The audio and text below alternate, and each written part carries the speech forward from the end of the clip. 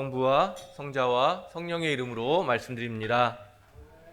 네, 주님께서 열어주신 생명의 잔치에 참여하시는 교우님들을 주님의 이름으로 환영합니다. 우리들이 이 귀한 예배 시간을 통해서 참 생명을 주시는 또 참 생명이신 그 예수님, 그분을 내 안에 모시는, 그래서 우리가 고백하는 것처럼 하나가 되어서 영원한 생명을 함께 누릴 뿐만 아니라 고통 중에 여전히 신음하고 있는 이 세상에 구원의 기쁨을 전하고 나누는 그런 우리로 거듭나는 그런 귀한 예배의 시간이 되기를 바랍니다.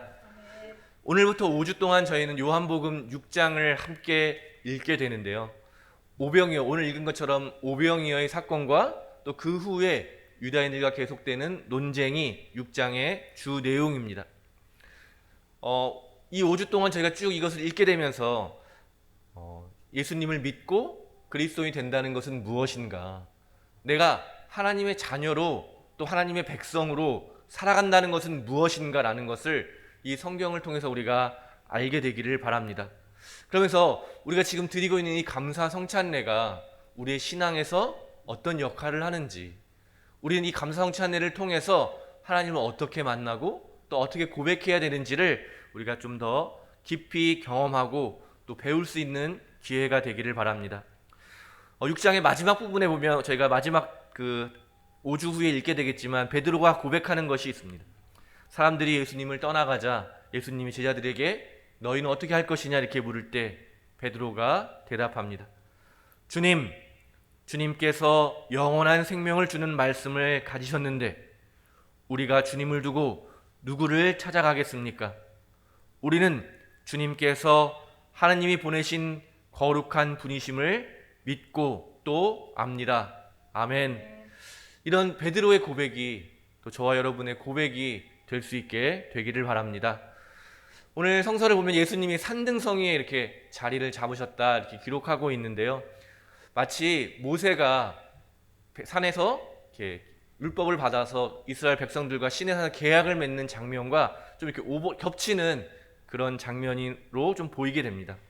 그래서 우리가 이 신약의 사건 자체로만 보는 것이 아니라 출애굽을 하고 그 시내산에서 함께 하나님과 계약을 맺었던 그 장면을 같이 좀 비교하면서 보면 오늘의 이야기, 또 오늘의 이야기는 뭐 이야기이기 때문에 좀 이해하기 어렵지 않지만 그 다음에 계속되는 논쟁들을 좀 생각할 때 좀 더 이해하기가 편할 것 같습니다. 가난하고 수많은 힘없는 노예들이, 정말 누가 봐도 보잘것없고 그저 천한 노예들이 모세라는 하나님이 보낸 예언자를 뒤따라서 시내산에 도착했습니다. 그들은 모세를 통해서 율법을 받았고 그 율법을 통해서 하나님과 계약을 맺은 거죠. 구약시대의 계약이라는 것은 우리는 요즘에도 개인과 개인도 계약을 하지만 왕 같은 아주 높은 사람들만, 대단한 사람들만 할 수 있는 게 계약이었고요. 흔히 하더라도 이런 시내산에서 맺은 계약처럼 그런 웅장한 계획들은 어떻게 보면 왕과 왕들이 맺는 그런 계약으로 볼 수 있겠습니다. 누가 봐도 비천한 노예들과 정말 누가 봐도 누구보다 뛰어난 왕 중의 왕이신 하나님이 직접 계약을 맺는다 자체로도 매우 이상한 이야기일 수 있습니다. 그러나 하나님은 그렇게 이스라엘 백성들을 만나주셨고 그들을 존귀하게 대해주셨고 그들에게 율법을 주심으로 인해서 아브라함과 이삭과 야곱과 맺은 그 약속을 지켜주겠다. 그 약속이 무엇입니까? 약속의 땅에 가서 수많은 자손들을 이렇게 큰 민족이 되게 하겠다.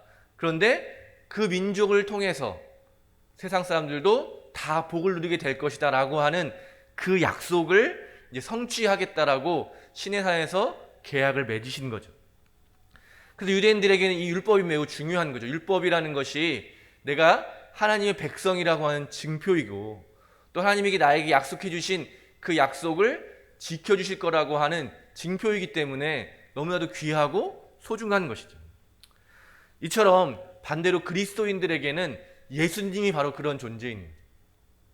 예수님께서 직접 인간이 되셔서 하느님을 보여주셨고 또 그런 예수님을 믿는 사람이면 누구든지 하나님의 자녀가 되고 또 영원한 생명을 누리게 하는 그 약속의 증표가 바로 예수님인 것입니다. 그래서 오늘은 이 빵과 물고기를 나누는 잔치였지만 그 이후에 예수님께서 하시는 말씀이 내가 바로 하늘에서 내려온 생명의 빵이다. 나를 먹는 사람은 영원한 생명을 누릴 것이다 라고 표현하시는 이 표현은 바로 유대인들이 율법을 통해서 그들이 하나님의 백성이 된 것처럼 우리가 이 예배를 통해서 예수님의 몸과 피를 영함으로써 우리가 다시 하나님의 자녀임을 확인하고 또 하나님께서 우리에게 약속해 주신 그 영원한 생명과 하나님의 나라를 붙들게 되는, 받게 되는 그런 시간들이 바로 우리의 예배의 핵심이라는 것입니다. 예수님께서 이런 하나님의 나라를 잔치로 종종 비유하셨는데요. 여러 번 그 잔치로 비유하셨습니다. 그래서 우리가 드리는 이 예배, 감사성찬에도 잔치로라고 말할 수 있는데요. 이 잔치는 어떤 잔치냐면 함께 준비된 맛있는 음식을 나누고 서로에 대한 사랑과 신뢰가 자라나는 그런 잔치의 시간인 것입니다. 이 잔치에 풍성함을 누리면서 기쁨으로 지쳤던 삶의 생기가 돌고 앞으로 삶에 대한 희망을 나누는 그런 자리가 바로 오늘 우리가 드리고 있는 이 감사 성찬례의 자리인 것입니다. 이스라엘 민족은 이집트에서 노예 생활을 하면서 자존감도 없어지고 모세도 그렇게 이야기하죠. 제가 감히 무엇인데 파라오에게 가서 말할 수 있겠습니까? 자존감이 완전 바닥인 것이죠. 그들의 신앙도 거의 잃어버리게 됩니다. 하나님이 어디 있는가? 그들은 희망도 없습니다. 근근히 하루하루를 살아갈 뿐이지 내일 우리가 약속받은 그 땅에 갈 것이다라고 하는 그런 희망도 모두 잃어버리게 되었습니다. 그런데 이런 노예 생활을 하는 이스라엘 백성을 불러내 주셔서 시내산에서 직접 계약을 맺으며 그들을 존귀하게 만드시고 그들에게 약속하신 그 약속을 성취하겠다라고 하신 그 하나님. 그런데 이런 일들이 이뤄지는 가운데 모세가 이제 시내산에 올라서 40일 동안 하나님과 대화하면서 머무는데 그 사이를 못 참고 백성들은 우상을 만들죠. 아론에게 찾아가서 우리를 이끌어낸 신을 만들어 달라. 그래서 금송아지를 만들고 막 축제를 열어서 자기들끼리 막 이렇게 먹고 마시는 그때에 모세가 내려오게 됩니다. 바로 오늘 자신들이 배불리 먹게 되었을 때 예수님을 왕으로 모시려고 하는 그런 사람들의 한계가 바로 눈에 보이는 우상을 만들어달라고 하는 이스라엘 백성의 모습과 맞닿아 있습니다. 보이지 않는 하나님보다는 눈에 보이는 우상을 의지하고 그것을 통해서 나의 안정감을 누리기를 원하는 우리들의 한계. 그래서 예수님을 왕으로 모시려고 하는 이 행위에는 그렇게 눈에 보이는 우상을 숭배하고 또 그들이 가나안 땅, 약속의 땅에 정착했을 때에도 결국엔 얼마 지나지 않아서 왕을 요구하는 장면을 저희가 몇 주 전에 보지 않았습니까? 하나님이 사무엘에게 저들이 나를 모시기를 싫어하기 때문에 왕을 요구하는 것이다 이렇게 말씀하십니다. 진정한 왕은 하느님뿐이시며 그분의 통치는 세상의 왕의 통치와는 전혀 다른 것이지만 하나님의 백성이라고 하는 이스라엘은 여전히 하나님을 거부하고 세상적 가치, 세상의 질서 안에 그대로 머물기를 원하는 것을 성서는 계속 이야기해주고 있습니다.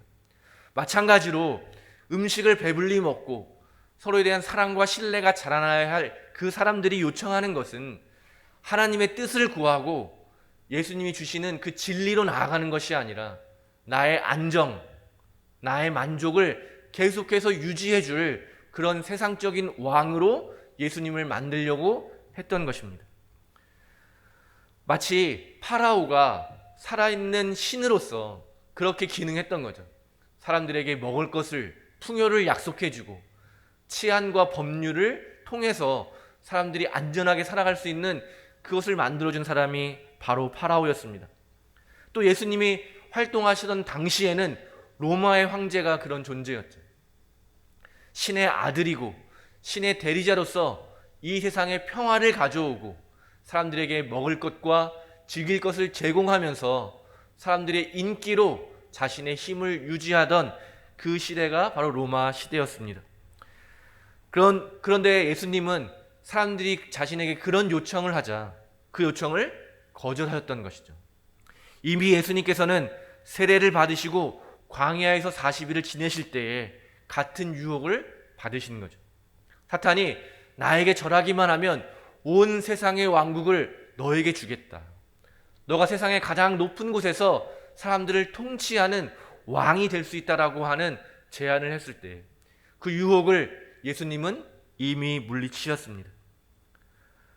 그래서 예수님이 어떤 분인가가 그 다음에 이어지는 이야기 속에서 드러나는 것이죠. 사람들은 마치 카이사르처럼 로마의 황제처럼 예수님이 그런 역할을 해주기를 바라지만 예수님은 그런 분이 아니라 어떤 분이냐면 무리를 걸어오시는 예수님을 마치 모세에게 나타나셔서 불 붙는 떨기나무 가운데 나타나셔서 모세가 하나님께 묻잖아요. 하나님의 이름이 무엇입니까? 그때 나는 곧 나다라고 말씀하셨고 오늘 제자들에게 무리를 걸어오시는 예수님도 자신을 똑같이 표현하시는 거예요. 세상 사람들은 하나님을 거부하고 세상의 왕을 향해 달려나가려고 하지만 이 땅에 오신 예수님은 다시 그런 사람들에게 거짓 왕이 아닌 참된 왕이신 하나님을 향해 다시 한번 돌이키게 예수님은 이 땅에 오셨던 것입니다. 세상의 왕이 아닌 구약에 나타난 진정한 왕 중의 왕이신 하나님의 모습으로 이 땅에 오셨고 제자들에게도 세상의 질서가 아닌 하늘나라의 질서를 알려주셨던 것입니다. 오늘 1독서를 보면 다윗, 가장 위대한 왕이라고 불리는 다윗의 실제가 어떤지를 성서는 잘 보여줍니다. 막강한 권력을 가지고 또 하나님의 뜻을 대행하고 사람들을 보호하고 지켜야 할 왕의 모습이 아니라 그저 자신의 욕망을 채우기 위해서 자신의 힘을 사용하는 그런 왕의 실체를 보여주고 있습니다. 하나님께서는 왕 중의 왕인 그 파라오가 다스리던 그 질서에서 이스라엘 백성을 탈출시키셔서 새로운 세상으로 그들을 이끌어 가셨습니다. 그 세상은 어떤 세상입니까? 바로 모든 사람들이 공평하게 땅을 나누어 가지고 누구나 자기가 일한 대가를 가지고 당당하게 주인으로 살아갈 수 있는 세상. 가난한 이들, 곧 과부와 고아들도 안전하게 자신의 삶을 유지할 수 있는 그런 세상. 또 이방인과 나그네도 멸시받지 아니하고 동등한 인간으로 존중받으며 살아갈 수 있는 그런 세상. 힘 있다고 해서 다른 사람 위에 군림하고 다른 사람을 내 마음대로 조정하려고 하는 그런 욕망이 중심이 되는 사회가 아니라 서로가 서로를 존중하고 서로가 서로를 돕고 서로 협력해서 살아가는 그런 세상을 만드심으로 인해서 세상에 힘 있고 지혜 있다고 하는 그 세상의 왕들이 얼마나 부끄러운 것인지를 그들을 통해서 드러내시려고 했던 것입니다. 그런데 그런 하나님의 뜻을 드러내야 될 이스라엘 사람들이 왕을 요청할 때 사무엘이 그들에게 이렇게 말씀을 전합니다. 왕이 너희를 어떻게 다스릴 것인지 알려주겠다. 그는 너희 아들들을 데려다가 병거대나 기마대의 일을 시키고 병거 앞에서 달리게 할 것이다. 천인 대장이나 50인 대장을 시키기도 하고 그의 밭을 갈거나 추수를 하게 할 것이며 보병의 무기와 기병의 장비를 만들게도 할 것이다. 또 너희 딸들을 데려다가 향료를 만들게도 하고 요리나 과자를 굽는 일도 시킬 것이다. 너희의 밭과 포도원과 올리브 밭에서 좋은 것을 빼앗아 자기 신하들에게 줄 것이며 곡식과 포도에서도 10분의 1세를 거두어 자기의 내시와 신하들에게 줄 것이다. 바로 우리가 원하는 왕의 모습이 바로 이런 것이죠. 우리를 괴롭히고 우리의 것을 빼앗아가는 그런 사람들에게 우리는 열광하고 그 힘에 도취되어서 마치 내가 왕이 된 것인 양 그 왕의 질서 안에 살아가기를 원하고 있다는 것입니다. 신앙의 첫 시작은 바로 이 분기점에 우리가 어떻게 선택할 것인가라는 것이 바로 신앙의 첫 자리입니다. 하나님의 뜻, 또 이 땅에 이스라엘을 통해서 또 예수님을 통해서 보여주신 그 하나님의 뜻을 따라갈 것인가, 아니면 나의 욕심을 계속 채워가는 그 세상적인 길로 계속 나아갈 것인가, 세상의 부귀와 영화를 쫓을 것인가, 아니면 십자가를 지고 예수님을 따라가는 그 십자가의 길로 나아갈 것인가. 나의 욕심을 내려놓고 하나님의 뜻으로 나를 채워가는 것이 바로 신앙 여정의 첫 출발점입니다. 썩어 없어질 양식을 구하는 것이 아니라 영원한 생명을 구하는 것이 바로 신앙의 첫 시작점입니다. 나만 혼자 잘 살고자 하는 생각에서 벗어나서 내가 다른 사람보다 더 큰 힘을 가지고 다른 사람들을 내 마음대로 조종하고 부리겠다라고 하는 그 욕망에서 벗어나서 우리 모두가 하나님의 존귀한 형상이라고 하는 고백에 드러나 있는 것처럼 다른 사람들을 존중하고 돌보고 섬기면서 함께 잘 살아가겠다는 그런 지혜의 길로 나아가는 것이 바로 신앙이겠습니다. 우리가 드리는 잔치, 이 생명의 잔치, 감사 성찬례는 그렇기 때문에 우리의 잘못된 생각과 우리의 잘못된 마음과 잘못된 일들을 돌이키는 것에서 시작해서 하나님의 말씀을 듣고 하나님의 말씀과 하나님의 뜻으로 나의 모든 내 존재 안에 채워넣고 마침내는 예수 그리스도를 내 안에 모심으로 내 안에 힘 주시는 예수 그리스도에 힘입어서 이 땅에 예수 그리스도로 살아가는 것이겠습니다. 우리 예배가 바로 우리가 드리고 있는 이 생명의 잔치가 바로 이러한 일들이 주 핵심 내용인 것이죠. 우리의 잘못된 생각을 돌이켜서 다시 하나님의 말씀 앞으로 나아가는 일, 그리고 그 말씀대로 살아갈 수 있도록 예수님께 간청하면서 예수님을 내 안에 모셔서 우리가 이독서에서 읽은 것처럼 우리 안에서 활발하게 활동하시는 그 하나님을 붙들고 살아가겠다라고 하는 고백이 바로 우리 예배 안에 담겨있는 핵심 고백인 것입니다. 결국 우리가 하나님의 자녀로 거듭난다, 예수님을 믿고 예수님을 믿음을 통해서 하나님의 자녀가 되고 영원한 생명을 누린다고 하는 것은 바로 이런 의미인 것이죠. 내가 이제는 나의 생각대로 사는 것이 아니라 내 욕망대로 사는 것이 아니라 하나님의 뜻을 붙들고 하나님의 뜻을 실천하며 살아가겠다. 이렇게 고백하고 다짐하는 사람들에게 하나님은 그것들을 실천할 수 있는 힘을 주시고 그 사람 안에서 활발하게 활동하시면서 그 사람과 함께 하나님의 나라를 이루어 간다. 그것이 바로 우리가 약속받은 영원한 생명의 핵심이고 또 우리가 누리게 될 평화의 핵심인 줄로 믿습니다. 예수님께서는 하느님과 내가 하나 되었다, 나는 내 마음대로 사는 것이 아니라 하나님의 뜻대로 살아간다라고 이야기하셨습니다. 우리가 예수님을 믿는다는 것은 이 예수님의 말씀처럼 우리도 내 뜻이 아닌 하나님의 뜻을 이루며 살아간다는 것입니다. 그래서 사도 바울로가 고백한 것처럼 내 안에 살아계신 예수 그리스도가 이제는 살아가는 것입니다 라고 고백하게 되는 것이죠. 예수님께서 십자가를 지시고 온 세상을 구원하셨던 것처럼 우리도 이제 우리에게 주어진 십자가를 지고 주님의 뒤를 따라 이 세상을 구원하는 예수님의 일에 동참하는 우리가 되기를 바랍니다.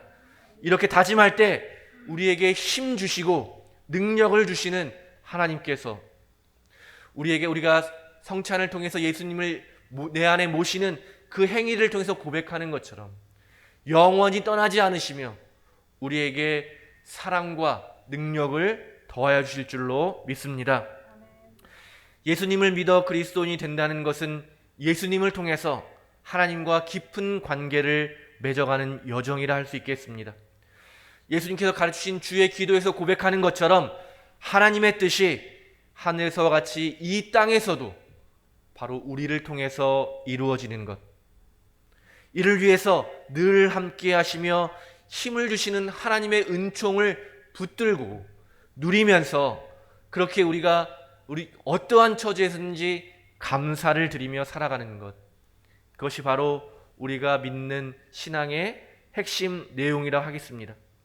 오늘 이 예배를 통해서 나의 욕심과 생각이 아닌 하나님의 뜻을 붙드는 우리 모두가 되기를 간절히 바랍니다.